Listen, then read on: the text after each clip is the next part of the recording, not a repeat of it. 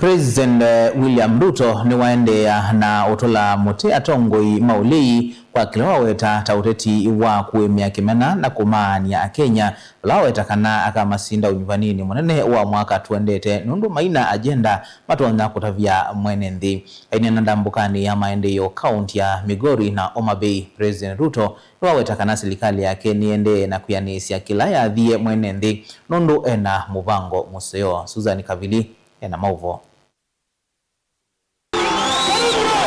President William Ruto kwa ivindengino wakanya tongo imangaliko yole yulu wa kutwaisia uteti waki mbai waiweta kana siasa sia ukabila na kimenai na mwana bandhi ya Kenya na kwenda tongo iamu manwe na mutua wa kuanya enendi. Kiongozi yeyote katika Kenya hii ambaye lugha yake bado ni nyinyi Wajaluo, nyinyi wa Kalenjin, nyinyi wa Kikuyu, nyinyi sijui wa Kuria, nyinyi sijui, huyo ni kiongozi kumbafu. Huyo ni kumbavu ya mwisho. Viongozi kama hawa hawana nafasi tena katika taifa letu la Kenya. Hawa wananchi hawa tusiwagawanye kwa misingi ya kabila. Hawa wananchi ni wananchi wa taifa letu la Kenya, ni kweli ama si kweli? Na siasa ya chuki na ukabila na kugawanya watu na ubaguzi haina nafasi katika taifa letu la Kenya. Wale jamaa mkiwasikia kazi yao William Ruto, kabila hii, kabila ile, kabila hiyo, mpango ya maendeleo hawana, sera ya maendeleo hawana, maono ya maendeleo hawana. Haineni akaunti ya Migori na Homa Bay ndambukani yake ya maendeleo. Ruto no athingelila kana atongo ya maina mubango wa kwa liula nthi ayathana kumasinda nthi no usakwani munene wa mwaka twendete. Na mimi nimeshawapatia ilani wale viongozi wenye pepo mbaya ya ukabila na chuki.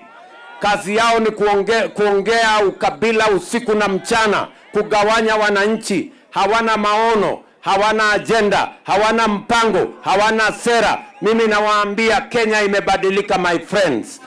Hii Kenya wananchi wanataka kujua ya kwamba barabara yao itatengenezwa namna gani, masomo ya watoto wao itaendelea namna gani, matibabu itapatikana kwa njia gani. Hawa wanataka kujua stima itafika makwao lini. Na mimi sitarudi nyuma. Hawa watu wa makelele na chuki na sijui ukabila na nini, hawa nitamalizia asubuhi, haiwezi kufika breakfast, nitamalizana na hawa. Kavindani ka Ruto no aweta kana maundu onthe wathania ivindani yakwe kuni ya maleve no kuvikia kuyanisia ingi ayasia kila mutongo yakako ni wakula kuanana na uthukumi wake. Nimewaambia wale ambao wanajaribu kushindana na sisi, nimewaambia hawa wananchi wa Kenya ni watu wako na akili mingi. Kila kiongozi anapimwa na ile kazi amefanya. Hakuna mtu atachaguliwa kwa sababu ya sura yake ama kabila yake ama fitina yake. Kama mtu hana sera mtampatia nafasi.